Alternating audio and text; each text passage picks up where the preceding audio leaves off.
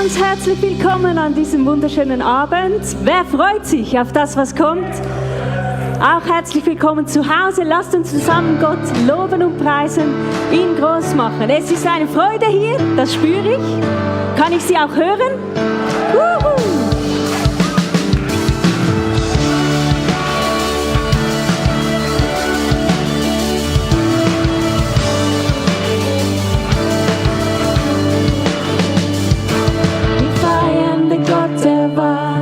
Wir feiern den Gott, der ist.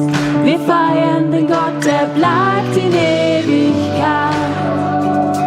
Er öffnet Gefängnistüren, wird uns in die Freiheit führen. Der Sieg gehört nur ihm allein. Dein Herz für Freude und Licht, dein Herz für Leben in diesem Tag. Wir werden nicht schweigen. Wir feiern dich, Gott, dein Herz ist verfolgen mich, denn du bist hier an diesem Ort. Wir werden nicht schweigen. So laut wie wir können. Feiern dich, Gott. Oh, oh, oh. Wir feiern dich, Gott.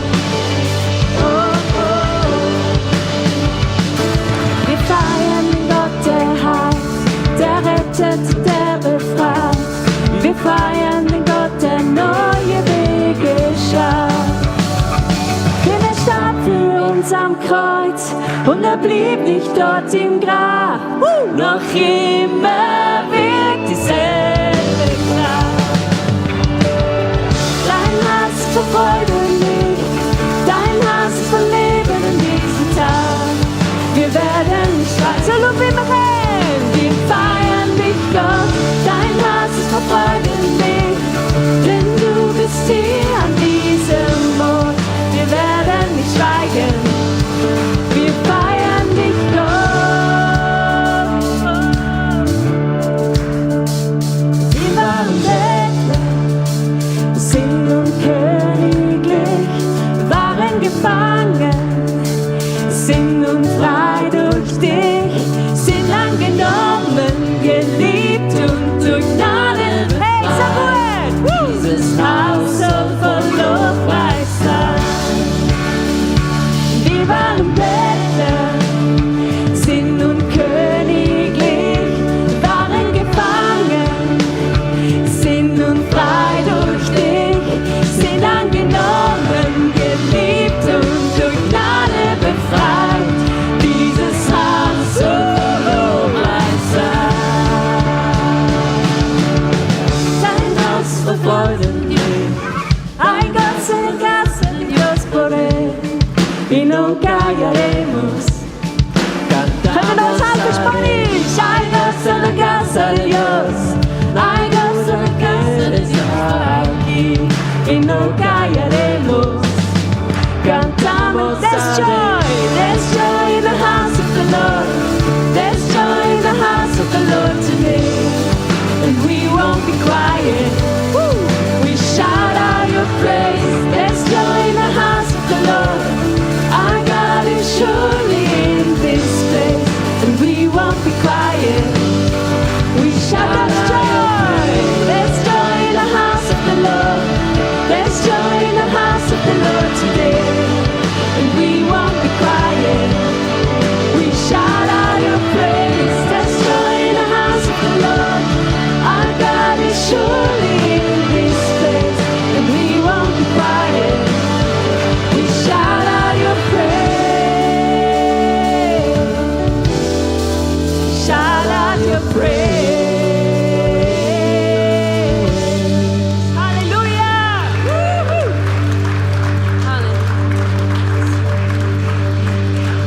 Here I am to worship. Here I am to bow down. Here I am to say that you're my God. You're altogether lovely, altogether worthy, altogether wonderful to me. Here I am to worship. Here I am to bow down. Here I am to say that You're my God. You're altogether lovely, altogether worthy, altogether wonderful to me. Licht dieser Welt, Licht dieser Welt, du strahlst in unser Nachtland, leuchtest den Weg, lass mich sehen. Herr, deine Schönheit, lass mich anbeten, ewig werd ich vor dir stehen. Ich will dich anbeten, ich will mich vor dir beugen, will dir sagen, du bist mein Gott, denn du allein bist herrlich, du allein bist würdig, du nur bist vollkommen gut zu mir. Herr aller Zeiten, du bist doch erhaben, herrlich im Himmel erhöht. Doch voller Demut kommst du auf die Erde, zeigst, worin Liebe besteht. Ich will dich anbeten, ich will mich vor dir beugen, will dir sagen, du bist mein Gott, denn du allein bist herrlich, du allein bist würdig, du nur bist vollkommen gut zu mir. Ich will dich anbeten, ich will mich vor dir beugen, will dir sagen, du bist mein Gott, denn du allein bist herrlich, du allein bist würdig, du nur bist vollkommen gut zu mir, vollkommen gut zu mir, vollkommen gut zu mir. Lass es uns nochmal sagen. Vollkommen gut zu mir. Und Herr, das ist deine Güte, die uns hier in deine Gegenwart leitet. Wir wissen, wir kommen nicht zu einem Gott, der zornig ist auf uns, zu einem Gott, der distanziert ist von uns, sondern zu einem Gott der Liebe, zu einem Gott, der uns heute Abend in seiner Güte willkommen heißt, uns sich freut, dass wir kommen zum Beten. Zu einem Gott, der sich freut, wenn Menschen sich Zeit nehmen, ihn im Gebet zu suchen, von ihm zu hören, verändert zu werden, geprägt zu werden von seiner wunderbaren Gegenwart, von seiner Liebe und seinem Wesen und seinen Absichten. Und Herr, darum kommen wir im Vertrauen zu dir. Und Herr, was uns auch immer noch trennen mag, wir beten, reinige unsere Herzen, vergib uns, Herr, denn wir kommen gereinigt durch das Blut Jesu mit Zuversicht heute Abend vor den Thron Gottes, weil wir wissen, wir dürfen dich anrufen, wann immer wir es nötig haben und vor allem, weil wir dich lieben und die Gemeinschaft mit dir suchen wollen. Herr, segne uns heute Abend. Ziehe du selbst uns ins Gebet durch die Kraft deines Heiligen Geistes. Amen. Amen. Ja, seid alle herzlich willkommen hier im Bucheck, online, die dabei sind, Chur, Pontresina und alle anderen Orte, die auch noch irgendwo dabei sind. Herzlich willkommen heute Abend und winken wir doch denen mal in der Kamera ganz herzlich zu und sagen, welcome, hier oder zu Hause oder unterwegs oder was auch immer. Schön, dass ihr da seid. Ihr dürft gerne Platz nehmen. Ja, ich habe mich so gefreut, als gestern eine junge Gruppe von Menschen auf mich zugekommen ist und sie gesagt haben, Matthias, wir freuen uns auf die Gebetswoche. Und ich dachte, meine Güte, als ich so alt war wie ihr, hätte ich das, glaube ich, nie gesagt. sondern hätte dann gesagt, Herr, ja, Gebetswoche, ich versuche auch zu kommen. Oder irgendwie so etwas. Aber ich glaube, heute haben wir auch eine andere Art vielleicht des Gebets. Abwechslungsreicher, vielleicht persönlicher. Früher, weiß ich noch, in der Gebetsstunde gab es lange Gebetslisten, fast eine A4-Seite nach der anderen. Und dann hat man sich gut gefühlt, wenn man für alles gebetet hat. Aber das gehört vielleicht auch etwas dazu. Aber wir sind vor allem hier, um Gott zu begegnen. Amen. Und Gott ist hier. Wir wollen in diesen Tagen das Feuer des Heiligen Geistes neu erleben, brennend sein im Geist. Und das kommt aus Römer 12, Vers 11. Und dort ist eine große, auch ein wichtiges Wort drin, nämlich, dass wir nicht träge werden, sondern uns begeistern, erfassen lassen vom Heiligen Geist. Und heute Abend geht es um diese Gemeinschaft mit dem Heiligen Geist. In 2. Korinther 13 heißt es, das ist nicht ein Unglücksvers, by the way. Auch wenn 2x13 hier drin steht, sondern ein wunderbarer Vers. Ist auch nicht der Abschluss von einem Gottesdienst, sondern es ist der starke Wunsch und das Gebet von Paulus. Er sagt, die Gnade des Herrn Jesus Christus und die Liebe Gottes. Und dann sagt er, und die Gemeinschaft des Heiligen Geistes sei mit euch allen. Ich glaube, wir sind uns einig, es ist der Heilige Geist, der dieses Brennen, dieses Feuer in unserem Leben entzündet. Wie an Pfingsten, er kam mit einem Feuer, mit dieser Flamme auf die Menschen. Nicht eine Flamme, die sie verbrannt hat, sondern mit einer Flamme als ein Zeichen seiner Gegenwart, seines Brennens, seiner Wärme, seiner Kraft. Und ich weiß, dass manche hier schon den Heiligen Geist schon seit Jahrzehnten kennen, aber andere kennen ihn vielleicht nicht so gut. Deshalb verzeiht mir, wenn ich 2, 3 einleitende Dinge schnell sage. Wer ist der Heilige Geist? Als Jesus zum Vater ging, sagte er seinen Jüngern, dass diese dritte Person der Gottheit, der Heilige Geist, kommen würde, um das Werk von Jesus fortzusetzen. Und Jesus sagte, hört einmal, dieser Heilige Geist wird anders als ich, wird nicht nur bei euch sein, sondern er wird sogar in euch sein. Das ist etwas, das die Jünger bis dahin nicht erlebt haben. Gott in ihnen, der Heilige Geist in ihnen.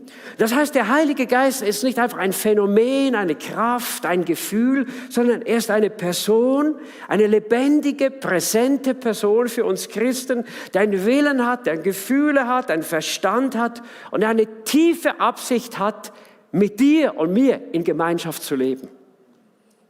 Es ist Genitiv, die Gemeinschaft des Heiligen Geistes. Da gäbe es noch viel dazu zu sagen, haben wir das nicht Zeit heute Abend. Aber ich möchte Folgendes sagen, wenn Paulus das schrieb am Schluss, heißt doch das offensichtlich, die Gemeinde brauchte eine Erinnerung, in der Gemeinschaft des Heiligen Geistes zu leben. Und denk kurz nach, er schrieb das an die Korinther. Kein anderer Brief in der Bibel berichtet mehr über die Gaben und das Wirken des Heiligen Geistes als der Korintherbrief. Und was sagt er ihnen am Schluss? Hey, die Gemeinschaft des Heiligen Geistes sei mit euch. Das heißt, du kannst die Auswirkungen, Kraftwirkungen des Heiligen Geistes haben, Geistesgaben haben, aber es heißt noch lange nicht, dass du Gemeinschaft mit dem Heiligen Geist hast. Und diese Gemeinschaft, die ist fundamental. Aus einer Erinnerung. Was heißt denn das Wort Gemeinschaft? Das Wort, das hier gebraucht wird, gab mal eine Musikgruppe, eine christliche, die hieß auch so Koinonia. Und Koinonia bedeutet die enge Verbindung zwischen Personen. Eine Teilnahme am Leben, ein Teilen von Gefühlen, von Gedanken, von Wünschen. Es spricht von einer Partnerschaft. Ich glaube, es war Yonggi Cho, der diesen Begriff geprägt hat. The Holy Spirit, my senior partner. Und es spricht von dieser Partnerschaft und dieser Verbindung mit ihm, wo seine Wünsche, seine Gefühle, seine Empfindungen, seine Gedanken in unser Leben kommen. Das ist diese Ebene der Gemeinschaft, in die Gott uns führen möchte. Und das ist nicht selbstverständlich. Ich möchte ganz kurz auch davon sprechen, die Bibel warnt uns an ein paar Bibelstellen, dass wir falsch mit dem Heiligen Geist umgehen können. Manche Menschen unterdrücken ihn. Kennt ihr das, wenn man einen Aufruf im Handy wegdrückt? Will nicht gestört werden. Man will nicht reden mit der Person. Und manche Christen tun das. Und Paulus warnt davor. Oder dass wir durch den Heiligen Geist betrüben. Kennt ihr das, wenn es lustig ist? Das ist schon etwas Schönes, wenn es lustig ist. Aber kennt ihr es auch, wenn es so plötzlich kippt? Oder wenn Dinge gesagt werden, wo wir plötzlich merken, hey, das ist jetzt verletzend oder so unter der Gürtellinie. Und die Bibel sagt, betrübt nicht den Heiligen Geist durch euer Reden. Und die größte Gefahr, meine ich, wenn wir an die Gemeinschaft erinnert werden, dass wir den Heiligen Geist wie vernachlässigen. Früher gab es im Auto noch ein Reserverad. Kennt ihr es noch? Wisst ihr noch, was ein Reserverad ist? Falls man mal einen Platten hat, statistisch gesehen, glaube ich, alle 200.000 Kilometer möglich. In der Schweiz, in anderen Ländern vielleicht wenig oder mehr. Aber der Heilige Geist ist nicht ein Reserverad für uns, sondern er ist die Person, mit der wir diese tägliche Gemeinschaft pflegen sollen. Wie können wir das tun? Ganz praktisch. Ich glaube, heute Abend wollen wir uns mal neu daran erinnern, dass er nicht nur ein Geist ist, sondern der Heilige Geist. Er ist Gott, er ist heilig. Wir begegnen ihm mit Respekt, mit Achtung, mit Wertschätzung, mit tiefer Dankbarkeit, dass er dieses Interesse an uns hat. Das Zweite ist, wir wollen ihn wirklich besser kennenlernen. Du kannst nach diesen 21 Tagen Gebet an einem Ort sein, wo du sagst, jetzt kenne ich den Heiligen Geist besser als vorher. Und dass wir diese Verbindung pflegen, das Hören auf ihn, das Reden mit ihm, auch durch den Tag hindurch. Und ich glaube, dass der Heilige Geist 3 Dinge auch in diesen Tagen speziell für dich tun will. Das eine ist, ich glaube, dich in die Anbetung von Gott führen. Denn wir können Gott nur anbeten, wie Jesus sagte, im Geist und in der Wahrheit. Die Anbetung. Und weißt du, wenn wir in der Anbetung sind vor Gott, dann ist alles, was der Heilige Geist will in unserem Leben, wird plötzlich viel einfacher. Das Zweite ist, der Heilige Geist mag seinen Finger auf Dinge legen, wo er sagt, hey, das möchte ich nicht mehr 2026. Lass es hinter dir. Das Dritte ist, dass er sagt, hey, weißt du was, da gibt es Dinge, die wollen wir gemeinsam tun in diesem Jahr. Er ist auch ein Geist der Action, ein Geist der Führung. Und er will dich führen, er will dich leiten, er will dich in Dinge und Dienste und Begegnungen mit Menschen führen, die du vorher so nie gehabt hast. Halleluja! Und heute Abend wollen wir einfach die Gemeinschaft mit ihm suchen. Ich habe dieses Bild mitgenommen, ich hoffe, es hat geklappt, genau. Und ich denke, dieses Bild und der Bibelvers werden uns begleiten in den nächsten Minuten, wenn wir einfach ganz persönlich Gott suchen und vor ihm sind. Und vielleicht ist dieses Bild dir eine Hilfe, dass du einfach sagst, Heiliger Geist, also er ist nicht eine Taube, aber er kam einmal in Form einer Taube auf Jesus. Und ich weiß nicht, Taube, es hat etwas Friedevolles, etwas Zugängliches. Dass du ihm einfach sagst, komm, Heiliger Geist, ich will dich besser kennenlernen. Rede du zu mir, du bist ein guter Geist. Und die Gemeinschaft so mit ihm suchen. Und wir möchten jetzt dann in diese Zeit gehen, eine Playlist mit Musik, die läuft. Und dann hast du Zeit, in den nächsten 20 Minuten ungefähr einfach mit Gott im Gespräch zu sein. Du darfst auch vielleicht nach einer Zeit persönlich mit Gott auch hier nach vorne kommen, Gebetsanliegen ausfüllen oder auch für Gebete beten, die hier schon liegen. Du kannst eine dann dazulegen. Wir haben auch Gebetsleitfaden, der hier ist, der euch hilft mit verschiedenen Gebetsarten. Und zu eurer Rechten steht auch das Kreuz. Dort dürft ihr auch hingehen, können wir miteinander, füreinander beten. Amen. Ich glaube, ich habe genug gesagt. Jetzt beten wir. Stehen wir doch noch auf und gehen wir gemeinsam so ins Gebet. Danke, Heiliger Geist, dass wir diese Gemeinschaft mit dir heute Abend suchen dürfen. Und wir wissen, wenn einer bereit ist für diese Gemeinschaft, dann bist du es. Du bist schon hier. Du bist hier an diesem Ort, um uns zu begegnen. Du bist dort, wo Menschen jetzt irgendwo zu Hause sind, an den verschiedenen Standorten. Du bist jetzt am Wirken, wenn Menschen im Nachhinein diesen Abend noch mal sehen oder hören. Du bist hier. Und ich bete, Heiliger Geist, begegne uns, rede du zu uns, verändere uns, mach uns Jesus einfach ähnlicher. Das ist unser Gebet. Halleluja. Halleluja. Fühlt euch frei, einfach zu beten, wo und wie ihr möchtet. Der Herr ist hier. Amen.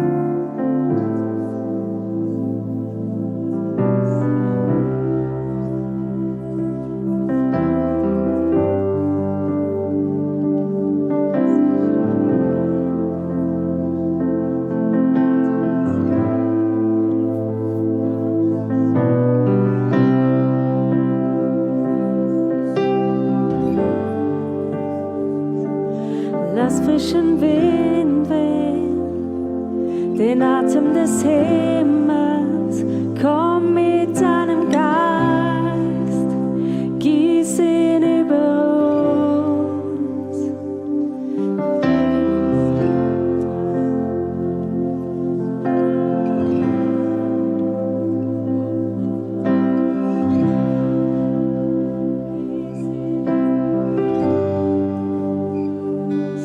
Lass frischen Wind wehen, den Atem des Himmels, komm mit deinem Geist, gieß ihn über uns. Die heilige Salbung,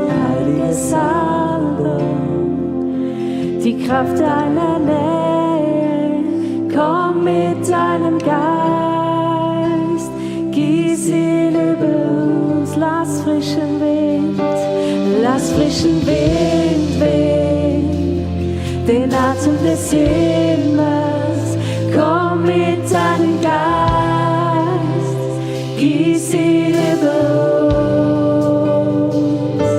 Die heilige Salbung, die Kraft deiner Nähe, komm mit deinem Geist, gieß ihn über uns. Lass frischen Wind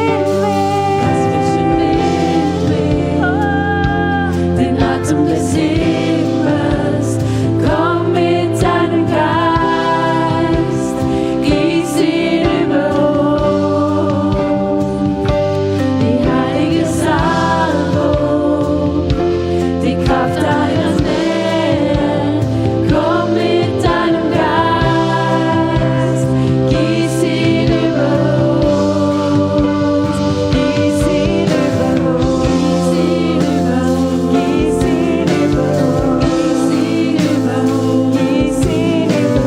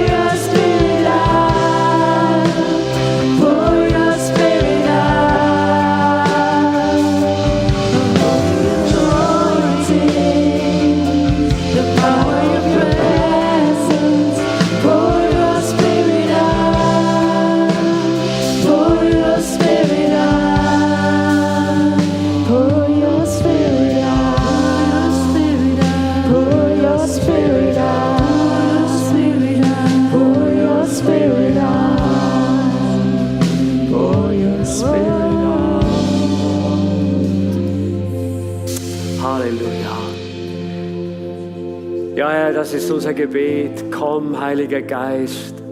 Vater, sende deinen Geist frisch, sende ihn neu über uns. Herr, wir wollen nicht zufrieden sein mit dem, was wir schon haben und was du uns schon gegeben hast, sondern Herr, wir glauben, dass unsere Kraft im Geist zunehmen kann, unser Verständnis mit dem Heiligen Geist zu leben zunehmen kann, dass die Kraftwirkungen deines Heiligen Geistes durch unser Leben zunehmen können. Herr, Worte der Prophetie, Heilungen, Kraft, Wunder zu tun.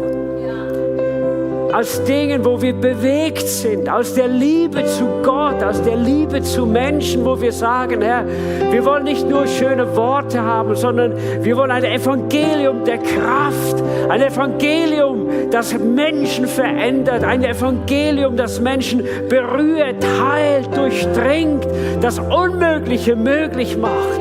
Das bist du, der lebendige Gott. Halleluja. Und ich fände es so schön, wir könnten zusammenstehen. Heute Abend, ich weiß nicht, wir sind so viele Leute, ob das überhaupt geht, aber hey, komm, wir probieren es doch. Kommt doch aus euren Reihen nach vorne hier zum Gebet und wir verteilen uns auf der ganzen Länge. Seid doch so gut, kommt doch aus euren Reihen und keine Angst, das ist kein Aufruf zur Bekehrung. Die meisten sind bekehrt. Halleluja. Also ein Aufruf zum gemeinsamen Gebet. Und wenn ihr zu Hause seid, online, das ist vielleicht so ein Moment, vielleicht wieder mal aufzustehen, wenn ihr mögt, und dann mit uns einzustimmen. Bitte kommt doch zügig nach vorne, dass wir nicht viel Zeit verlieren hier im ganzen People Movement. Super, genau. Kommt doch ganz nach vorne, seid nicht scheu. Also hier beißt niemand, hier kratzt niemand. Hier sind alle ganz lieb. Amen, Amen. Herr, und während ihr noch kommt, möchte ich, dass wir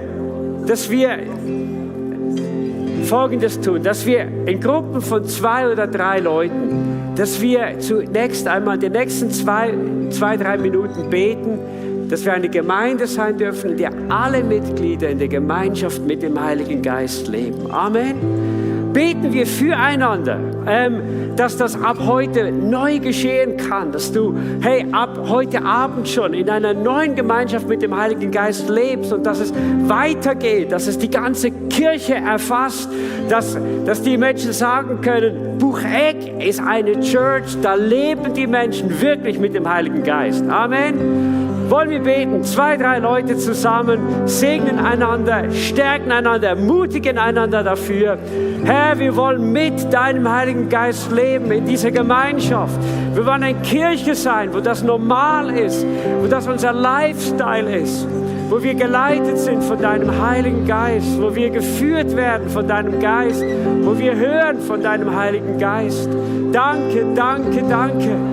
Danke, danke, Herr. Oh Herr, erfasse du unsere ganze Gemeinde, erfasse du das ganze Bucheck, erfasse du die Christen in diesem Land ganz neu mit dieser Dimension, Herr. Segne uns, Herr, mit einer neuen Freude in dieser Gemeinschaft des Geistes zu leben. Halleluja. Danke. Danke, danke, danke, danke. Danke.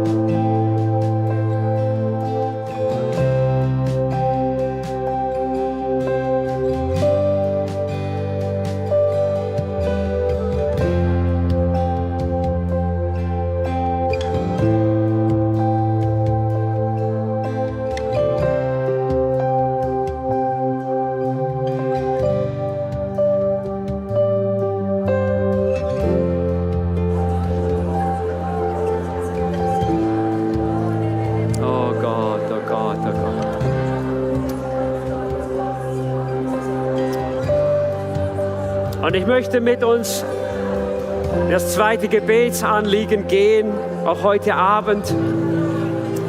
Das ist, dass Menschen wirklich brennend im Heiligen Geist sein dürfen. Dass ein Feuer von Gott, ein Feuer des Heiligen Geistes in Menschen entsteht, dass wir es spüren im Worship, wenn wir zusammenkommen. Vom ersten Moment an, dass die Leute voll dabei sind. Denn wenn wir unsere Kleingruppen wieder starten, dass in den Kleingruppen Menschen erfasst sind von Gott, dass Menschen spüren, wie sie dieses Feuer im Alltag wirklich haben, diese Begeisterung, eine Leidenschaft, auch Gott neu zu dienen. Vielleicht Menschen, die müde geworden sind, die entmutigt sind, neu begeistert werden dürfen. Beten wir doch dafür in unseren Gruppen. Halleluja. Danke, Jesus. Danke. Danke, Jesus.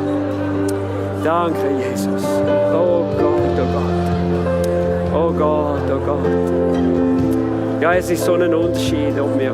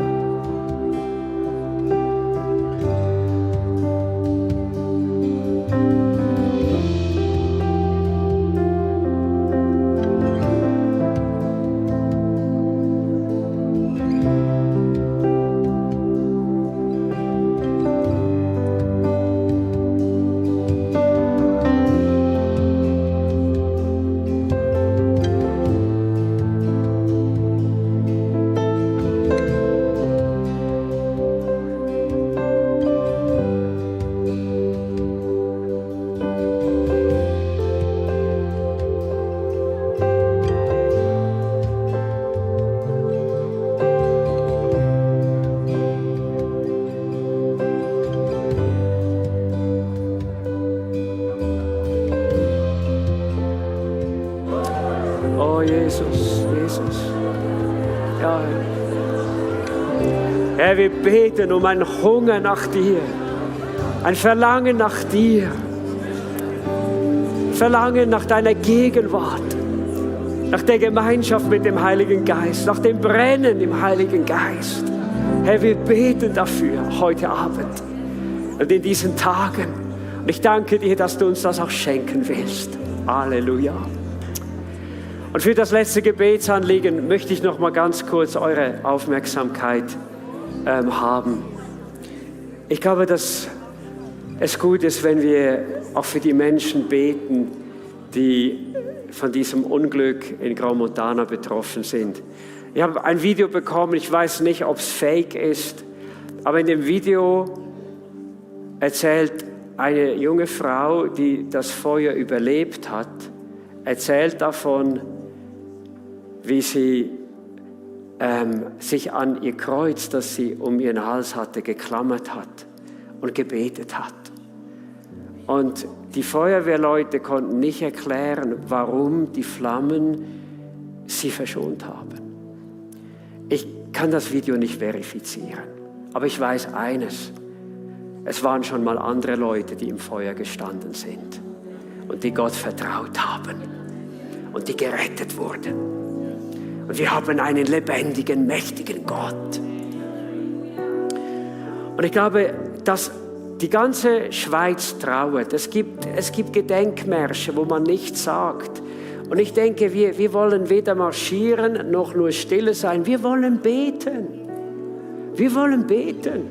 Und wir wollen beten, dass Gott aus den Einzelschicksalen Geschichten schreibt zu seiner Ehre. Ich glaube, da sind Menschen dabei, die haben früher einmal das Evangelium gehört. Und die werden jetzt aufgeweckt von Gott. Und sagen, ich wollte so lange nicht hören und jetzt ist das geschehen.